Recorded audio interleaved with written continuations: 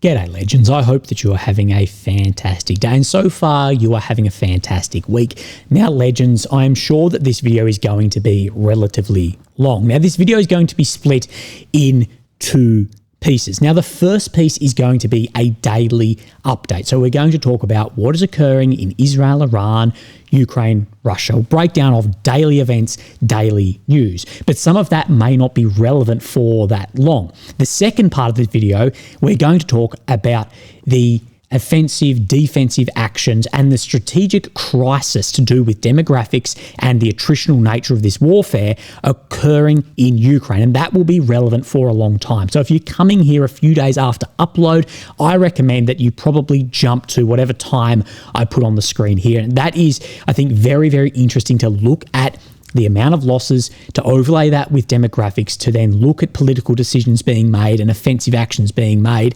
and talk about the crisis that we are walking headfirst in right there. Okay?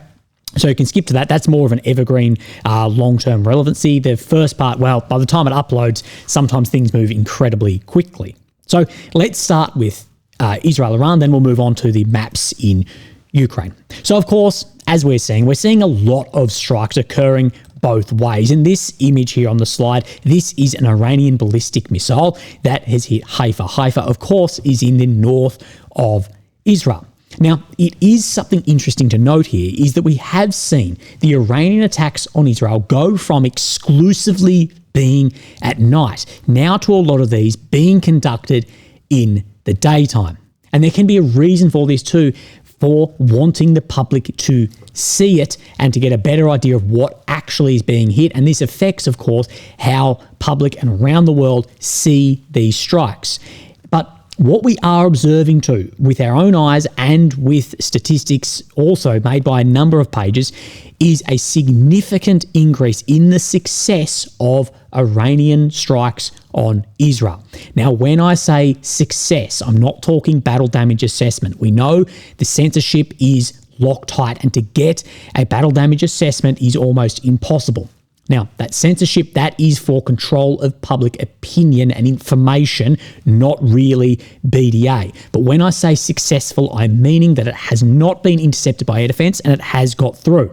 And this is due to multiple different reasons. It's not one reason or another. What we do know is air defense worldwide is limited, including in Israel, especially with systems that can strike these incredibly fast ballistic missiles. And we do know the air defense in Israel is starting to be more rationed and is prioritizing what is and isn't intercepted, and that Iran is now firing more high-end ballistics towards Israel. And these, of course, are much more difficult to intercept and much more expensive for your air defense to intercept as well. Each THAAD system, you're talking around $12.8 million a shot. And not only that, but the actual industrial capacity to produce many of them isn't there also. So what we will continue to see is this cat and mouse attrition of air defense and offensive missiles as well. So what it's between is Israeli air defense and currently Iranian TEL, the transporter erector launchers, the actual launchers to fire off these ballistics, that is far cheaper and easier for Israel to hit a truck with a missile on the ground that can fire off multiple missiles after reloading, rather than trying to strike missiles in the air. So we'll continue to see that cat and mouse. Now on the political front, well, we are seeing a little bit of shifting around. We have seen that Trump has said his director of national intelligence, Tulsi Gabbard, was wrong. And he has also said that his intelligence services, they were wrong about some assessments as well. And this is referring to when she testified in March that Iran wasn't building a nuclear weapon. And back in March, she said that we continue to assess that Iran is not building a nuclear weapon, and Supreme Leader Khamenei has not authorized the nuclear weapons program he suspended in 2003. Now, Ms. Gabbard is walking back on this on X or Twitter, or whatever you want to call it. posting this: "The dishonest media is intentionally taking my testimony out of context and spreading fake news as a way to manufacture division. I think there's been a firmly worded conversation behind the scenes. America has intelligence that Iran is at the point that that it can produce a nuclear weapon within weeks to months if they decide to finalise the assembly. President Trump has been clear that can't happen, and I agree." So the big question at the moment that's hanging over everyone's head is the US going to get kinetically involved in this conflict? Now, the US is absolutely involved in a supporting sense. They give massive amounts of support politically, militarily, every other way to Israel. But what I'm speaking about is American pilots in American bombers dropping American bombs in Iran. That is the big question that's on many, many people's lips at the moment. And Fox News, they have reported again today, as we went over, that if the US doesn't strike Iran's underground Fordow nuclear enrichment facility, Israel is seriously considering a commando raid. And this has been my main criticism from day one of this. And actually, in the days prior to this, when we reported on this facility and the Israeli and American weapons, is that Israel has started this conflict, that they dropped the first bombs that we're seeing right now, knowing full well they did not have the munitions available to destroy this enrichment facility. So being fully reliant that America, taking the gamble, throwing chips in, that America will come and that they will bomb this. And the question that needs to be asked, though, is what happens if America says no? Now, I think it's highly likely that America is going to bomb this facility. I think that its hands are tied. It's been backed into a corner. But what if it doesn't? Well, we went over in a video the other day the cost of a commando raid and even the possibility of a commando raid against a facility like this, the difficulty of that, the terrain, pulling it off, the fallout from many different areas. So there's two options: either that, the raid, or potentially an Israeli nuclear strike on this facility to destroy it. And that, of course, is going to be incredibly costly and set precedents around, too, the use of nuclear weapons in a battlefield sense, not strategic deterrence. And, of course, that at that point, Israel would have to accept publicly that they do have nuclear weapons systems. So this is very, very difficult what has actually then transpired here. But as I've said, that once Israel launched that first bomb, they've gone off the edge. You're off the edge, okay? You are over the event horizon. There's two outcomes from that. There's two outcomes. Either you have to dismantle all of those nuclear enrichment sites with or without US help, or Iran will then develop a nuclear weapon. That there's no way in this that Israel can now back out. If the US says we're not striking, Israel is going to have to do something radical to take out those facilities, because as I've said from day one, is if Israel launched this, even if Iran wasn't developing a weapon, we know exactly what they're going to develop if they back out of this.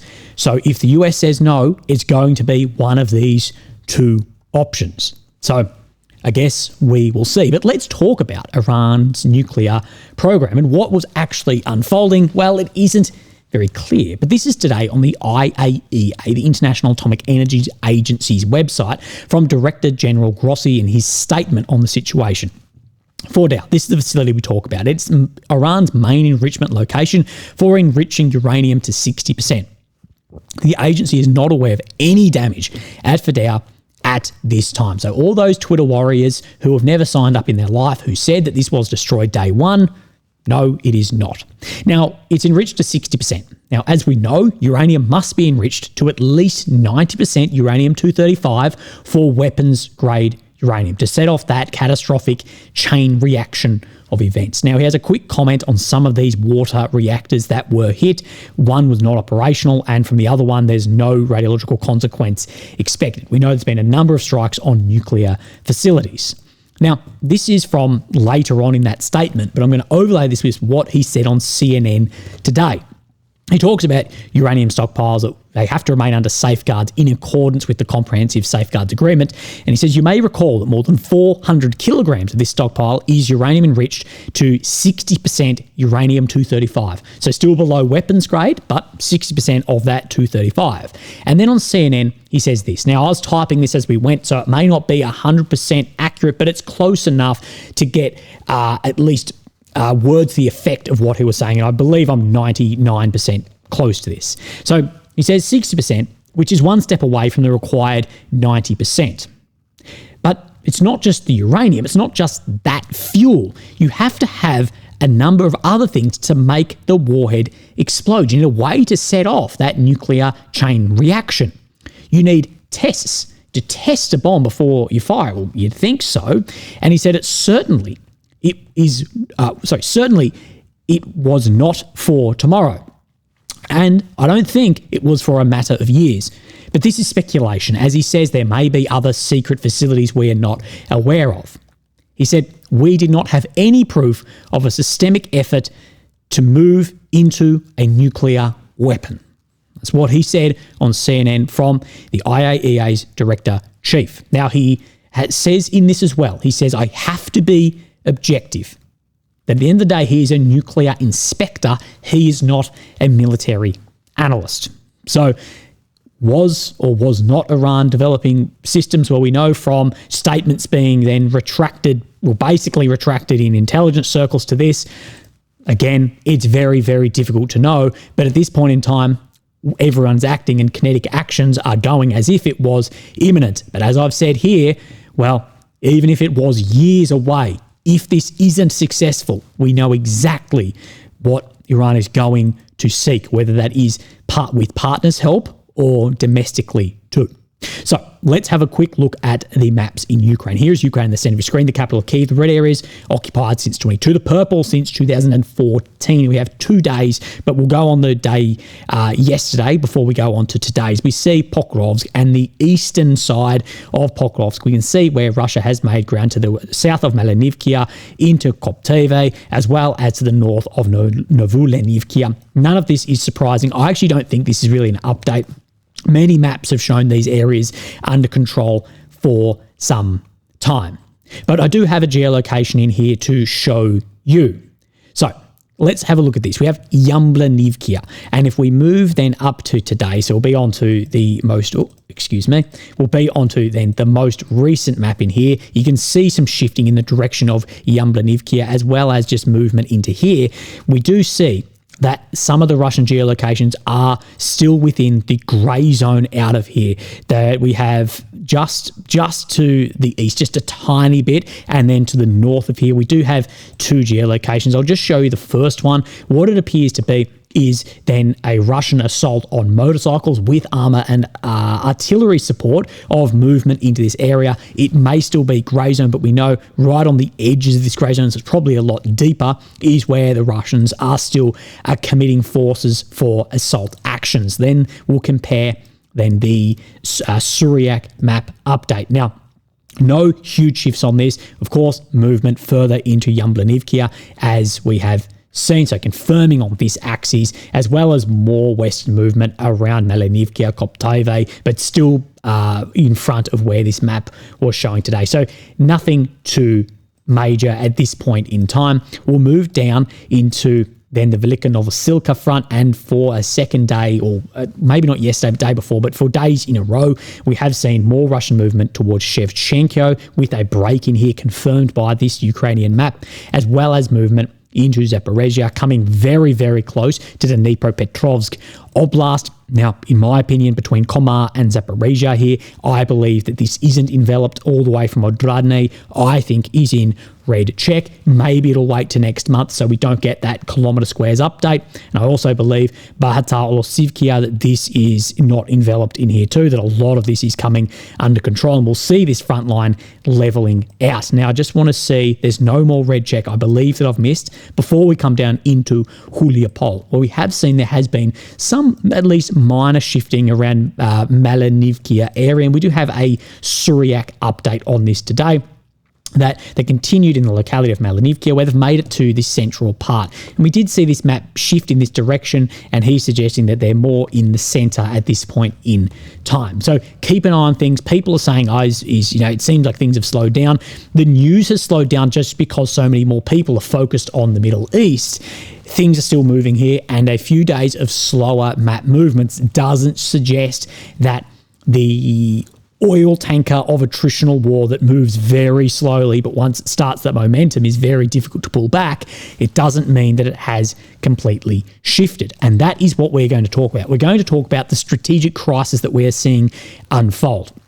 And most of what you're going to see today is from this French open source intelligence group think tank here, this Atum Mundi. Sorry if I'm pronouncing that shockingly. This is the best place on X to go and follow them. And as well, if you want to follow all of their full written up articles, it is the website that you can find here through LinkedIn. However, and make sure you support different think tanks and guys doing great work like this. So let's go over this, and then we'll come to a conclusion at the end about the reality of what is happening away from what the bloggers and politicians make you want to believe is actually occurring. As we do know, it seems like there's a quote somewhere of like, what's the difference between conspiracy and proof? 3 months.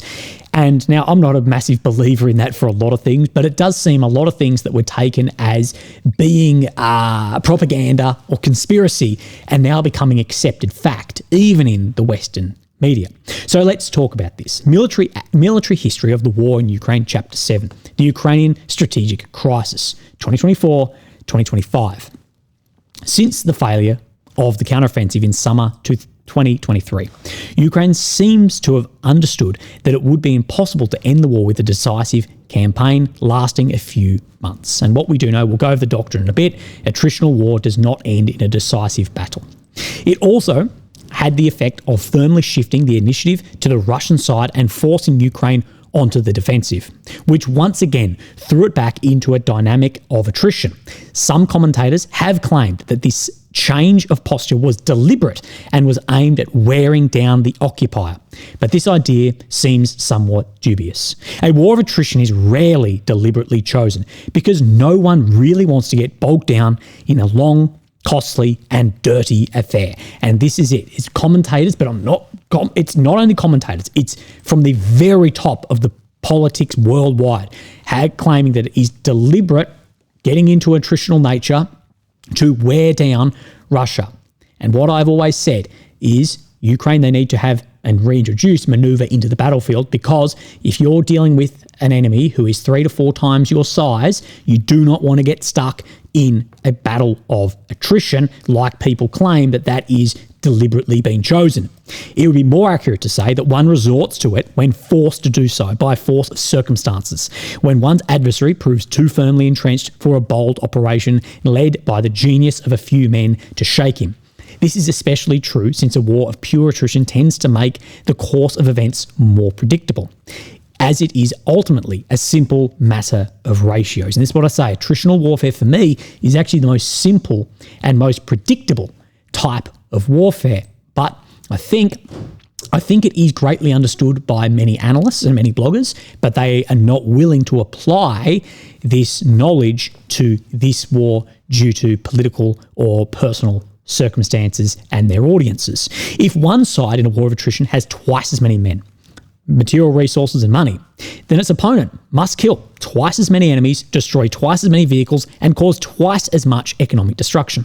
Of course, things are a little bit more subtle than that, and one must take into account the effective capacity to draw on these resources. Perhaps one side has twice as many men thanks to its larger population, but its administration is half as efficient and therefore cannot effectively transform these citizens into soldiers, which means the number of troops on the front line is almost equal on both sides. Similarly, perhaps one side destroys 3 times as many armoured vehicles, but the opponent's repair industry is so efficient that the majority of these can be returned to service within weeks. And this is what I came out with the other day, and many people disagreed with this, but I still hold that it is true.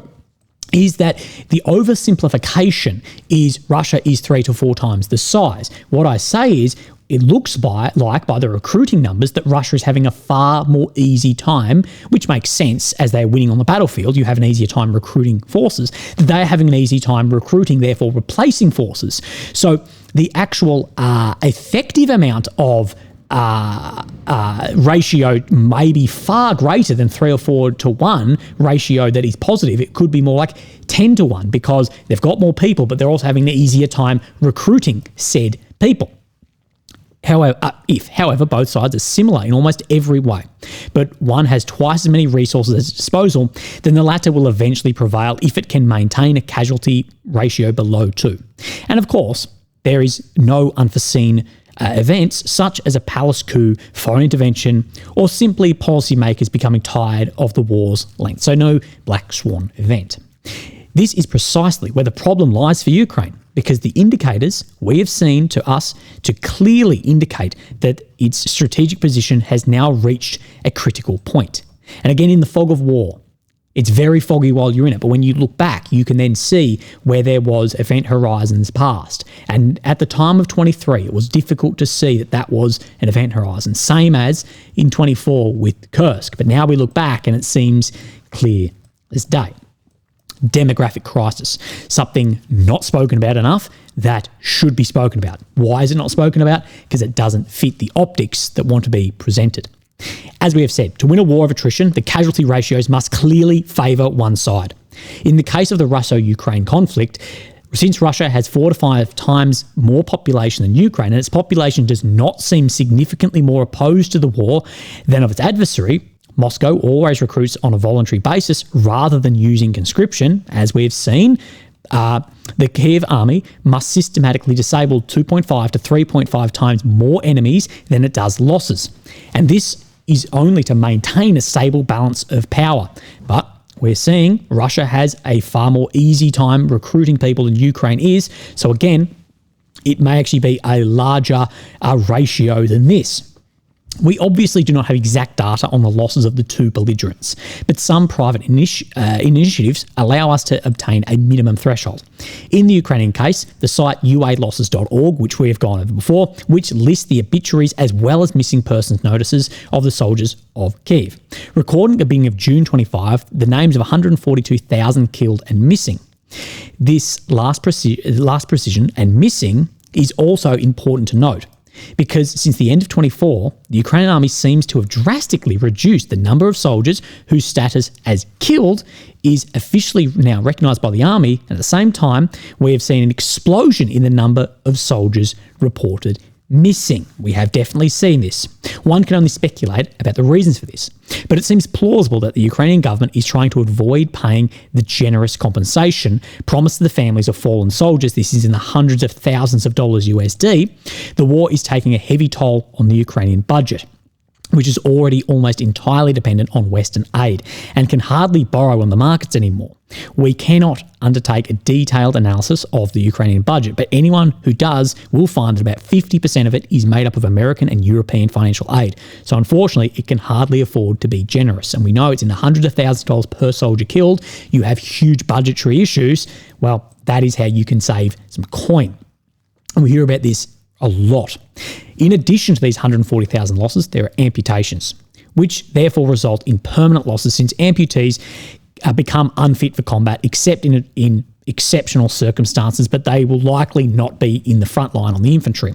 As of February 6, 2024, it's estimated that 40,000 soldiers have been amputated since the beginning of the war. If we consider that the amputation rate has remained constant over the past 3 years, it must be close to 60,000 by June 2025. In short, it can be estimated with almost certainty that at least 200,000 Ukrainian soldiers are permanently out of combat. So amputations, which the vast majority are not going to return, or killed or missing. So it is entirely possible that this number could be as high as 250,000 or even more. But the 200,000 figure has the advantage of not being based on speculation and serves our purpose just as well. So we will base our calculations on it. So it's probably conservative, but it's a good starting point for this. Now, in addition to these permanent losses, there is also more or less serious wounded. These losses, although temporary, still require replacement at the front. That if you have a broken bone, you've been shot, you lose a lot of blood, it's going to be several weeks before you may then return to combat. The Ukrainian government declared in early 25 that 380,000 soldiers had been wounded during the war. If we remove the amputees that we've already counted, there are still around 300,000 more or less seriously wounded. These figures mean the Ukrainian army had to find throughout the war 200,000 permanent replacements and 300,000 temporary replacements to hold the front. It is worth bearing in mind that not all units of the Ukrainian army are affected equally by these losses. This is a very interesting point for me. Border guards, military police, administration and personnel assigned to logistics suffered much less heavy losses than infantry units fighting in close combat. Now, this means that these 500,000-ish losses, they're not spread over the 1.2 million men, the approximate size of the entire Ukrainian forces. No, because a lot of those non-frontline combat units suffered less losses. But rather, for example, this 500,000 is spread over the 750 or 800,000 men who are actually at the front. Now, this isn't, of course, just killed amputees. This is also wounded, serious and non-serious wounds too, but you get what we mean, that it's very, very serious. You can't just put it all over the entire front. They don't suffer the casualties the infantry does. And then they say here, in other words, being assigned to a Ukrainian infantry unit is, if not an automatic death sentence, as we see a lot of people complain about, especially the conscripts, at least the assurance of having a heavy, unpleasant time. Being sent to the front gives about a 70% chance of being killed, amputated, or more or less slightly injured. One can imagine the impact on morale that such fighting has, which ends up resulting in the abandonment of posts. Some more or less official estimates place the number of Ukrainian soldiers who desert at 5,000 per month. It is likely significantly more than that. We see some numbers that are significantly more than that, and we know that it's only reported on the second time, and a lot of commanders are choosing not to report it. So we've not discussed Russian losses here, but unless we believe that the latter, Russia, suffered a minimum of 400,000 dead, 100,000 amputees, and 700,000 wounded, plus 8,000 deserters per month, then Ukraine failed to maintain its favourable loss ratio, not to win the war, but only to maintain the demographic balance between the two belligerents. Now, no one is claiming numbers of this high, okay? Even in the numbers we see, official Ukraine numbers, that are probably vastly inflated, is around 200,000 dead. This is what I went over when Zelensky said around that 200,000. I said, well, that from official is showing that there's not a positive attritional rate in Ukraine's favour on the front line. So again, this would be 1.2 million, what even the official Ukrainian numbers, which are inflated, are not claiming for that maintain the demographic balance. However, there is no evidence that Russian losses are that high. The media's own website, which lists obituary of Russian soldiers, has managed to find only 111,500 in June 25. Of course, the real losses must be higher, but the fact that Russian losses recorded by Mediazone are substantially identical to the Ukrainian losses recorded by ualosses.org does not seem to indicate such a disproportion. So as we have said, yes, Mediazone, it is probably going to be substantially higher than that, but it's not, in my opinion, it's not going to be 4x higher. It's not going to be that much. It might even be double, but even double is not in that demographic replacement crisis. So we have some dot points to break down here, that the Ukrainian forces, they are suffering ongoing losses, which keeps the front line unstable and constantly shifting. Replacement and not meeting recruitment, a lot of issues. Many Ukrainian soldiers report being badly understaffed across the front for some time and without rotation. Russian units are often able to capture villages or fortified positions with little resistance, such as then areas in Dnipropetrovsk Oblast in early June 25. That we saw that movement into there, and what we said was, I don't care about crossing a dotted line on a map, but there's not much resistance happening in that position kilometres behind the front. Ukraine is using nearly all of its recruitment efforts just to fill gaps and stabilise the front, not to build up strength. So Ukraine is still moving rearwards with all recruitment efforts to try and stabilize. Again, Ukraine not only need to stabilize, their goal is to turn back these gains being made. It can't just be meeting at a net zero. It needs to be in a positive rate. Recruits sent to hold the line are often poorly trained due to the urgency of the situation. This is something we've gone over too, is that Russia is recruiting a lot, having a lot of losses, but it seems like they're in a net positive for loss to recruitment. What means your training cycle is going to be more or less regular compared to desperate replacement. Because of the constant drain, Ukraine cannot maintain a proper strategic reserve. Extra forces held back for emergencies or offensives, blocking breakthroughs. This means frontline troops rarely get rotated out, leading to exhaustion and low morale, aka desertions as well. New units are formed, often have to be broken up before they can even fight, just to reinforce multiple crisis points, as we have seen with the 150 series. For example, the 157th was disbanded before combat because its manpower was needed elsewhere.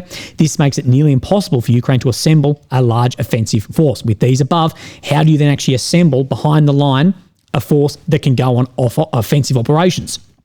Offensive operations require massive resource and planning, which Ukraine cannot spare. This is all about that pressure. I talk about attritional nature of war, and I say it's pressure everywhere. It's pressure tactically, strategically, politically, diplomatically, economically. That is what you're looking for. It's just constant pressure until you have breaks. Now, Ukraine's war goal is to retake all occupied territory up to the 91 border, but you're going to have to assemble a massive offensive force. Since Russia, they're not going to withdraw voluntarily, this goal would require a decisive military victory. Given the current conditions, such victory is impossible to achieve. But going after that, as well as we're going to go over, may be existential for the state in itself. And we've only touched on the question of demographics. There would undoubtedly be much to say about equipment, such as the fact that Western production of artillery guns is not able to keep pace with the wear and tear of the batteries used by the Ukrainians. As things stand, Ukraine therefore finds itself facing a very serious crisis. While it will obviously never run out of men, ammunition, or vehicles, there is nevertheless a very real risk that entire sections of the front will find themselves completely depleted, and thus open the way to Russian advances. So nothing anywhere, but not enough in certain locations that you start then having what I'll speak about in attritional war, which is you just want to thin the front line so much that moving forces here creates a crisis here. You move forces to fix that crisis and it creates a crisis here. It's Brusilov offensive actions from the Russians in World War I. However, it seems the human mobilization capacity of the Ukrainian state has reached the maximum of what it could envisage. According to the parliament's estimates, approximately 10% of male citizens between 25 and 60 serve in the army. But this figure rises to 24.5% if we remove those unfit for service, those living abroad or on Russian territory. So what we see is these numbers that are released, it's always including the occupied territories, what make the numbers seem better. So when people talk demographics, they're taking into account millions of people which are currently behind the line on the assumption that Ukraine is going to win. So when the UN release demographic numbers, they are taking that and it's skewed because of the assumption that Ukraine will win back those areas and it will fall back in their border territory. Okay? So we remove those unfit. We remove those who are living on Russian territory or abroad or in occupied. We remove civilian personnel of critical industries. Your energy facilities still have to run. Very few societies in history have been able to exceed the threshold of 25%, especially since good part of the remaining 75% of constituents either are taxpayers whose taxes are an indispensable source of funding for the state, or people not registered in the systems, therefore who probably live on the margins and have little desire to serve in the trenches. And this is then what we're seeing, that there's 11 million Ukrainian men aged between 25 and 60, 7 million who are unavailable or mobilised. Remember, walk down the street and have a look around and go, who could actually fight in a war here? We have the already serving, we have the numbers that are living in occupied territories, the number that have then fled abroad and become YouTubers, the amount that are critical workers, the amount that will not be combat fit, and then we have those who are left to be mobilised as well, and you get significantly less numbers. So very, very difficult situation. But this, and you've probably seen YouTubers or bloggers talk about this before if they're neutral. On one side, you'll never see this brought up because it doesn't paint the picture people would like, is a number of Western commentators, Colonel Michael Goya, for example, have raised the idea to allow Ukraine to get out of the situation of lowering the age of mobilisation from 25 to 18 to free up more available personnel. So far, the Ukrainian government has refused to do so, partly because the political consequence of such a decision would prove disastrous, but because it is likely that the Ukrainian demographics, which are nothing short of catastrophic, are incapable of allowing to sacrifice its youth. Now, what I've said is when you're talking existential war, when Zelensky goes up and says this is an existential war, but then also saying we can't recruit our younger people, what I've said is, well, that is a paradox. That a war that is existential, but a war of you're not willing to then call up your young people because you say these young people, if they are lost in the war, will be existential. That creates a paradox. But even assuming that Kiev does so, the 18 to 24 age group is made up of approximately 750,000 young men. Obviously, not all of them can be mobilised, especially not all at once. The absorption of this mass will be soothed over several months or even years. Once again, Zaluzny was correct 2 years ago when he said we need to call up 500,000 men. And he was sacked for it. Even assuming that 30% end up serving in the armed forces, which is a generous estimate, and that is a very generous estimate, this would probably be enough to fill the holes for 2 or 3 more years by compensating for the losses of the last 3 years, but would never realise enough troops to reverse the trend or release enough troops or to realise combat offensive action. And we can see the amount of people in here, measured in the hundreds of thousands, as well as the age, where you see a huge lull from 25 to 18. And then it sort of picks up a bit from 15 to 10, but the fertility rate is very, very low. But this isn't a fast thing to turn around. It's the oil tanker of attritional war that once you've got that momentum going one way, the effort to turn it is incredibly difficult. I say here, Ukraine is in a very difficult position. It's stuck in a war of attrition where it is now clearly at a disadvantage. And as I've said, Ukraine have attempted to reintroduce manoeuvre into the battlefield because that's what I believe they'd have to do, but the simultaneous and successive actions can't be sustained to do so. Ukraine finds itself in an impossible crossroad. It lacks the strength to defeat the main Russian force, as shown by the failure of the 23 summer offensive. Western allies like the European Union and the United States have not been able to supply enough weapons to change the tide. Their expected technological edge turned out to be less decisive than hoped. No shock to anyone who understands a protracted war. These allies are also unreliable in the long term. You could just have a new administration come in. Ukraine depends heavily on them for weapons, funding, and intelligence. This puts Ukraine in a race against time to win before Western support weakens or stops altogether. So there is a ticking clock on this, and as we've said, time benefits the Russians. Even though everyone said time benefited the Ukrainians because of the sanctions, now everyone has swung back around. Kiev refuses to accept Russian terms, which would effectively turn Ukraine into a puppet state. Being neutral, taking areas, having control. Ukraine must somehow win fast enough to avoid demographic collapse and impress the West enough to keep their support going. This is the reason we see, as we're about to go over, a lot of optics-based costly offensives. And this is from the Attritional Art of War, to give you a bit of foundation on attritional war. That wars are manoeuvre. They are in manoeuvre, moving highly adaptable professional armies. It's terrain-focused. But where we see then attritional war is it's rooted in massive industrial capacity to enable the replacement of losses, geographical depth, and absorb a series of defeat, technological conditions that prevent rapid ground movement. Attrition, protracted, grinding, industrial capacity, something that Russia, to absorb a series of defeats, something Russia has been incredibly good at from Napoleon to Stalin to Putin, of buffering, absorbing massive catastrophic initial losses and then building up massive industrial capacity. A lot of countries did not believe the capacity of the Soviet Union in the Second World War, and many countries now said that Russia's industry has been absolutely ruined and could not produce fighters or tanks or artillery guns from the washing machines. Now we're seeing Mark Rutte, the chief of NATO, come out and say they are building 4 times as much as the West is together. In attritional wars, military operations are shaped by a state's ability to replace losses and generate new formations, not tactical operational manoeuvre. The side that accepts the attritional nature of war and focuses on destroying enemy forces rather than gaining terrain is most likely to win. And this takes a number of years to unfold, as we have gone over before. And what I said is, the side that accepted the attritional nature of war was Russia mid-2022. After initial failures, they accepted that Surovikin line, number of years of remobilisation, reindustrialisation, and then go forward. That I think there was always this idea that Western technology would enable manoeuvre, and that hasn't been the way. Wars of attrition are won by economies, enabling mass mobilisation of militaries via their industrial sectors. Armies expand rapidly during such conflict.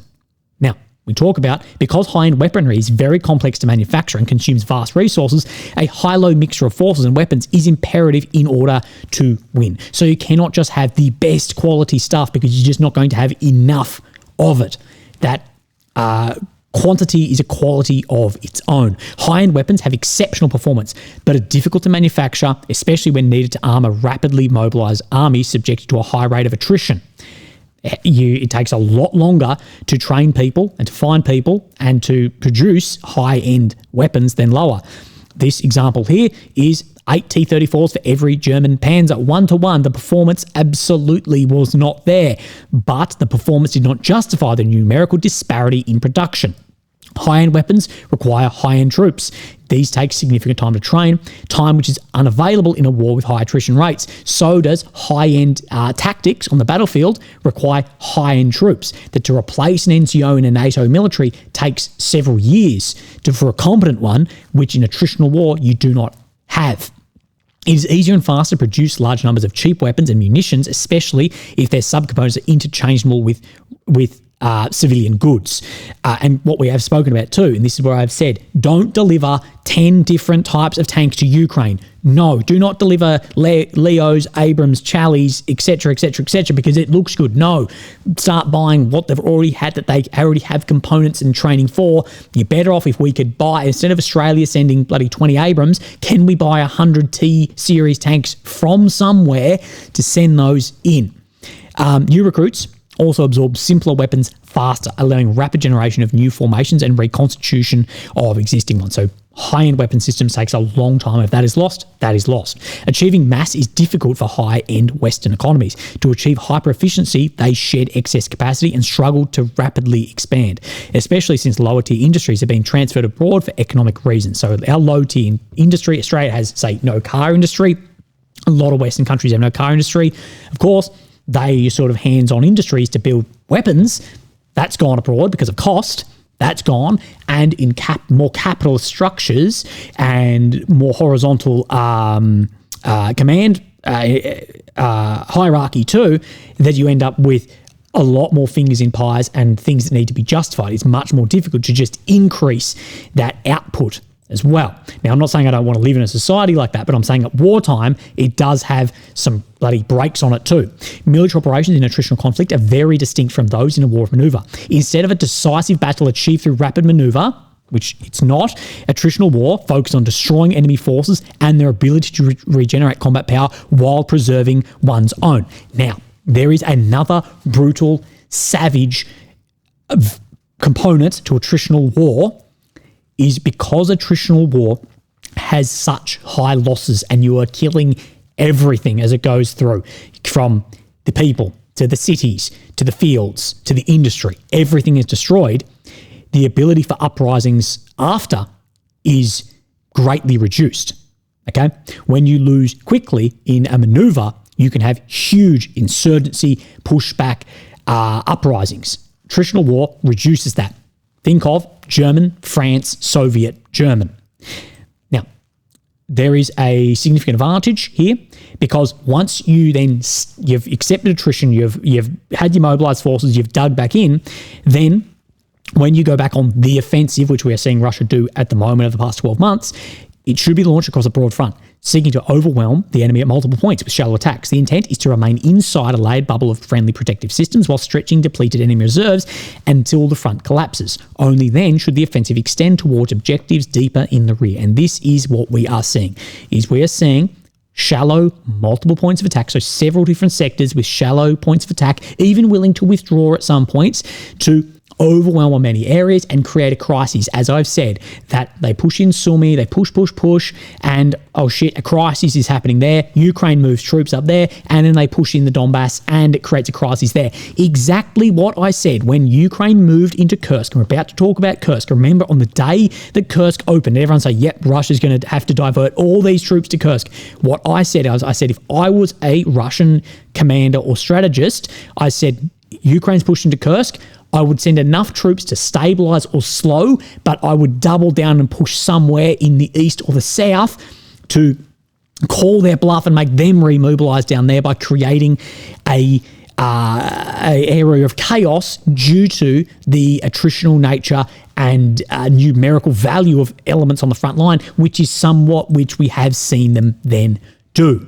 Let's talk about Kursk. Kursk, or the microcosm of strategic myopia. Now, we saw this from day one, and I've never copped so much criticism in my life for my opinion on Kursk, which in the end turned out to be not only correct, but it was worse than I'd predicted. Through a game of perverse incentives, Ukraine is therefore forced to bet on heavily spectacular coups in the hope of provoking strategic breakthroughs, aka optics, without any consideration for the underlying dynamics taking place on the rest of the front. As I said, Kursk, optically successful, at least in the beginning. Now it's a disaster, but it did not take into account any of the other dynamics, the real-world tactics on the front line. Indeed, one could even argue that Ukraine is incentivized to provoke Russia into committing the irreparable, a massive campaign of strikes against civilians, for example on dams or worse, in order to provoke an international escalation and ultimately a military intervention by the West. Now, this is we're speaking here about maybe the incentivization of this, but we've also spoke about the ability for false flags on this too. Such a desire, of course, is unproven. But Ukrainian actions indicate a disproportionate appetite for risky communication coups or optics missions at the highest level. And the Kursk offensive in 24 is perhaps the most typical example. By the summer of 24, Bakhmut was a good example too of the holding on to that for the optics of it rather than withdrawing and having more military success. By the summer of 24, it was beginning to become clear that the war was turning firmly against Ukraine. The failure of the 23 offensive, as well as the fall of the Avdiivka fortress, clearly foreshadowed the attritional direction of operation, which Kyiv could hardly sustain for long. In other words, Ukraine was losing the war. The General Staff therefore evidently decided to strike a major blow by massively invading Russian territory in the Kursk province. The rationale behind this offensive is not entirely clear. As I said, I never understood it. Somewhat, but it seems to be roughly summarised as follows. Since the defeat of the Ukrainian army in the Donbass was a matter of time, it was necessary to threaten a politically crucial objective for the Kremlin so that it would panic and massively redirect troops there, threatening the city of Kursk and especially its nuclear power plant. Now, as I heard from the ground, guys on the ground told me the power plant was the objective. This was typically the kind of political earthquake sought by such an operation. It was also a matter of presenting the West with a fait accompli, a thing that has already happened or been decided before those affected hear about it, leaving them with no option but to accept it. So asking for forgiveness rather than permission. New York Times article indicates the Americans had not been kept informed of the offensive and that once inside Russian territory, the Ukrainians did their best to convince their allies it was definitively endorse the deep missile strikes so that they had to then go forward with this. However, by the second week, this bold gamble, to borrow the words of Guillermin Ansel, had clearly failed. The Ukrainians had seized a few villages and the town of Suja, covering a total area of approximately 850 square kilometres, inflating to a max of about 1,100. But it had been blocked by the nearby Russian units. They were no longer advancing and were now marking time in this narrow corridor. That narrow corridor ended up being vertically, vertically enveloped. And we saw the pullback of Suja and a lot of equipment then left behind. Above all, this new front was very far from Kyiv's logistics bases, so that it risked siphoning off resources that would normally have been allocated to the Donbass. Now, when everyone said Ukraine had the logistics upper hand in Kursk, I don't know if they know what they're on about, because you are instantly surrounded on 3 sides at that point. Because the attackers were obliged, and the roads crossing the border are not brilliant. Because the attackers were obliged to create new weapon depots, new field hospitals, new logistics shuttles back and forth instead of benefiting from pre-existing infrastructure. Yes. So we further into the strategic crisis of Kursk. Something I wrote up. But despite the odds, Ukraine held on to Kursk, hoping to use it as leverage in future negotiations. With the 2024 US election underway and Trump promising to end the war quickly, Zelensky and everyone else in Kyiv, they aimed to trade the occupied territory for parts of the Donbass as Trump was coming in. But the plan fell apart. Putin made it clear Kursk would not be negotiated and believed he could retake it by force, which ultimately they did. Putin was not wrong. Ukraine's position was overstretched and exposed, far from logistics hubs, air defences and jamming systems. Their supply routes were constantly watched by Russian drones, including fibre optic piloted ones. The first time we saw the fibre optic drones come in, and it was chaos. Footage from the region showed wrecked and abandoned Ukrainian vehicles, many left due to fuel and parts shortages. Many got left behind also. In short, Ukraine faced the same problems Russia did in 2022. Bad logistics, broken supply chains, and no answer to key weapons. This led to the vertical envelopment and abandonment of many assets. We saw many assets left behind in Kursk and huge losses, which no one likes to talk about. We've shown you this table before. We're about to show you it again. The Ukrainians decided to deploy considerable forces over the 8 months that the battle lasted. The results were catastrophic. The pro-Ukrainian internet user this year managed to identify 97 tanks, 346 infantry fighting vehicles, 399 armoured personnel carriers, and 56 Ukrainian artillery pieces lost in Kursk, whether captured, abandoned, or destroyed. For comparison, this represents 38% of the armour and artillery component, as well as nearly 80% of the mech and motorised component of the 9 brigades prepared by the West for the counter-offensive of the summer of 2023. So the size of what was meant to take back the South was lost in here. Well, not the entire size, but a large percentage of it. These losses will be the equivalent of complete destruction of these 3 brigades, plus the loss of infantry component of 4 or 5 additional brigades, losses you could not afford.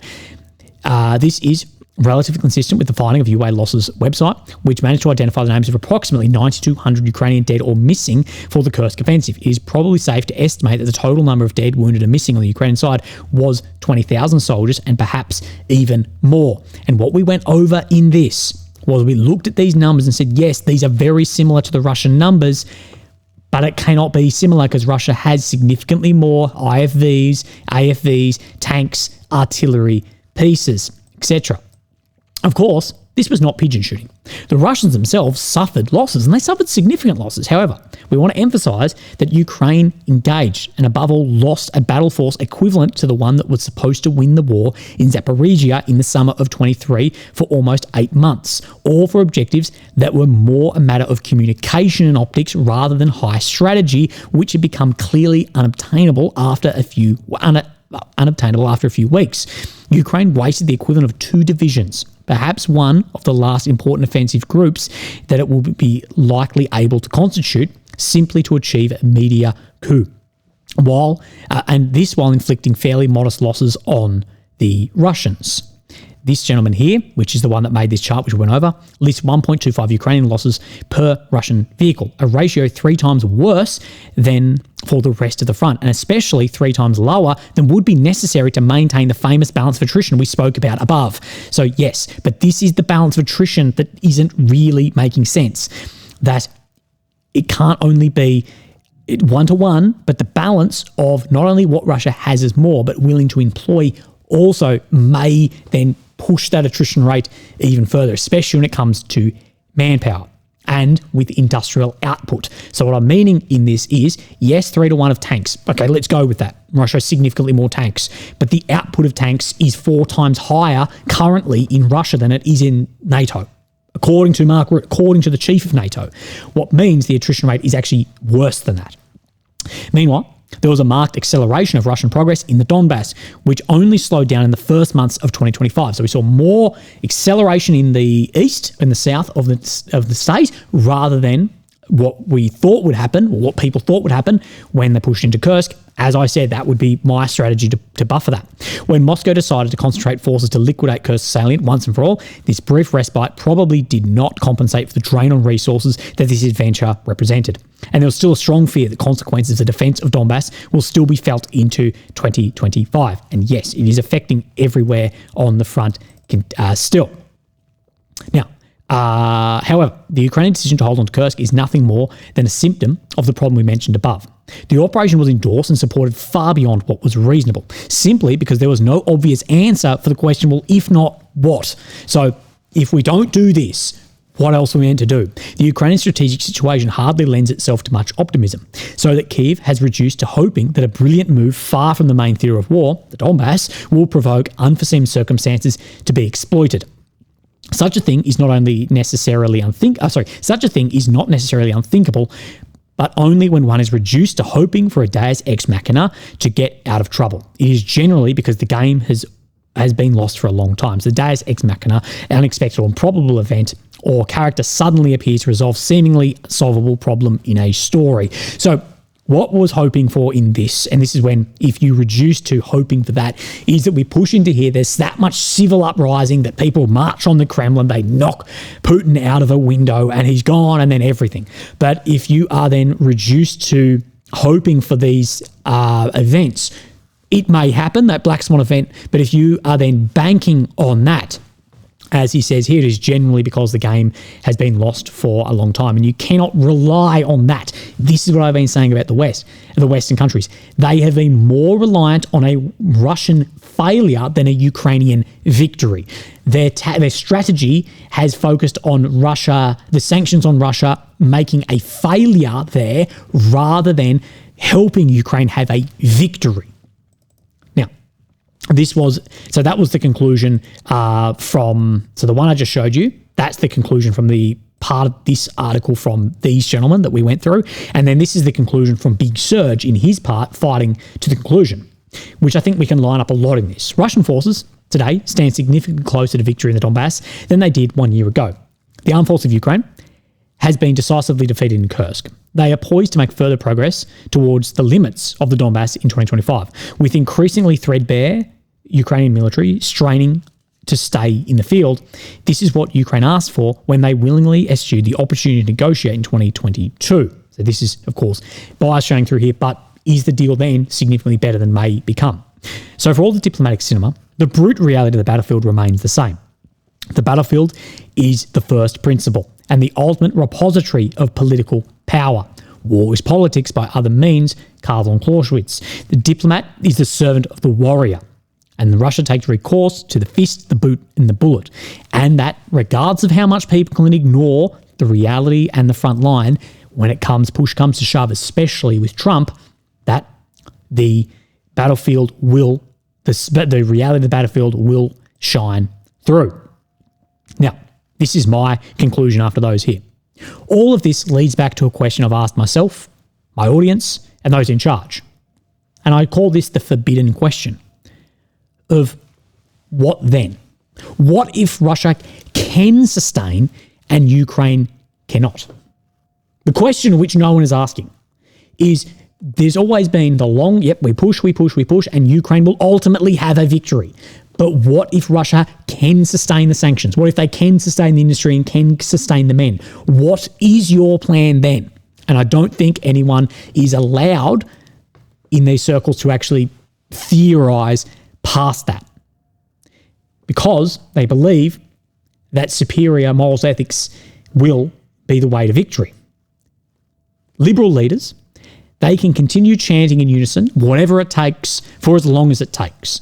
But at this stage, these words carry very little political weight and even less military weight, because their actions, they do not reflect that promise.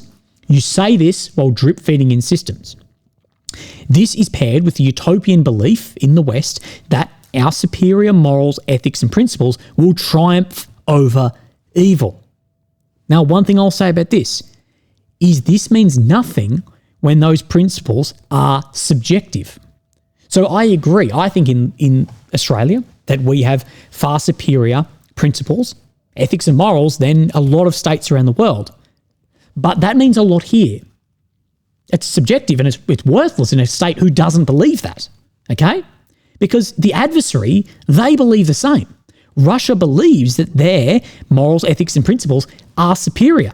And they will frame this war, and more getting framed as this, as a struggle against modernity and as a fight against the demonic West.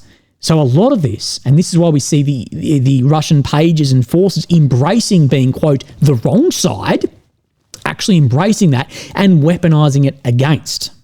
Ethics and principles don't win war at the end of the day. It may hold countries together that want to seek a similar outcome of a war, but bullets, bombs, and men, they win war. Internationally, this message, it has lost or losing its power. Many states are now calling out Western hypocrisy, inequality of compassion, and a hierarchy of suffering, especially after what has happened in the Middle East, not only in the past week, but in the past 18 months. And domestically, large portions of the population are rejecting the current path set by Western leaders. Now, there's been no alternative outcome considered other than complete Ukrainian victory, both military and political victory. Tragically, that vision is being pursued at the cost of a generation and possibly the future of the Ukrainian state. While all these leaders, they all chant as well, not only that whatever it takes, as long as it takes, they will then all chant, well, if Ukraine doesn't win, then we are next. But if we are next, as I say, if Berlin is next, if Munich is next, if Warsaw is next, and this is the level of support that we are giving, then these so-called allies are sending Ukrainians to fight a war that they themselves are unwilling to fight, and basically saying in that context that are not going to win, and throwing a generation into a war. And a commander who sends troops into unwinnable battles stops being a commander and starts being a butcher. So there is a crisis developing, and we will see it likely worsen and worsen. This doesn't mean the Russian demographics are any better. The fertility rate is terrible, but you are starting with a much larger population with, at this point, not a massive technological advantage on the front line. There isn't. Drones parity has been met. Artillery has never been at parity. It's a very, very bad situation that I think we have had opportunities to have a good outcome, not a brilliant outcome, but not a catastrophic outcome. I know it's easy for me to sit here and theorize that, but maybe that's what's needed, is not someone too emotionally involved in it who may be able to see some of the light. I don't know. Legends, I hope that you have a fantastic day. If you made it to this point in the video, thank you very much. Please look after yourselves, and I'll speak to you tomorrow. Bye-bye.